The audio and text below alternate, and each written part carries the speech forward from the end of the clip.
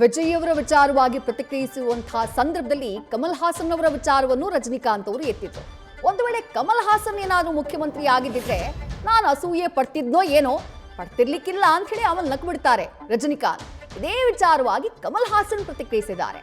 ನನ್ನ ಹಾಗೂ ರಜನಿಕಾಂತ್ ನಡುವೆ ಯಾವತ್ತೂ ಅಸೂಯೆ ಇರಲಿಲ್ಲ, ನಮ್ಮಿಬ್ಬರ ನಡುವೆ ಉತ್ತಮ ಸ್ಪರ್ಧೆ ಇತ್ತಷ್ಟೇ ಅಂತ ಹೇಳಿ ಕಮಲ್ ಹಾಸನ್ ಹೇಳಿದ್ದಾರೆ.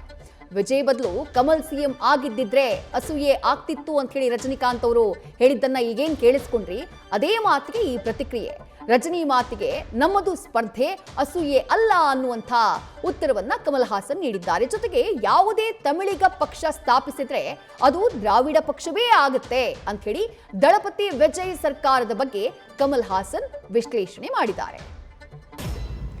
ರಜನಿಕಾಂತ್ ಹಾಗೆ ಕಮಲ್ ಹಾಸನ್ ತಮಿಳು ಇಂಡಸ್ಟ್ರಿಯ ಇಬ್ಬರು ದೈತ್ಯ ಪ್ರತಿಭೆಗಳು, ಒಂದೇ ಕಾಲಘಟ್ಟದ ಸೂಪರ್ ಸ್ಟಾರ್ಗಳು. ಇವರಿಬ್ಬರ ಮಧ್ಯೆ ಇಂಡಸ್ಟ್ರಿಯಲ್ ರೈವಲ್ರಿ ಇತ್ತು ಅಂತಿಲ್ಲ, ಈ ಹಿಂದೆ ಚರ್ಚೆಗಳಾಗಿದ್ದಿದೆ. ಅದಾದ ನಂತರ ಈ ಇಬ್ಬರು ನಟರೇ ತಮ್ಮಿಬ್ಬರ ಮಧ್ಯೆ ಇರುವಂತಹ ಸ್ನೇಹ ಸಂಬಂಧವನ್ನ ಎಷ್ಟೋ ಬಾರಿ ಹೇಳಿಕೊಂಡಿದ್ದಿದೆ.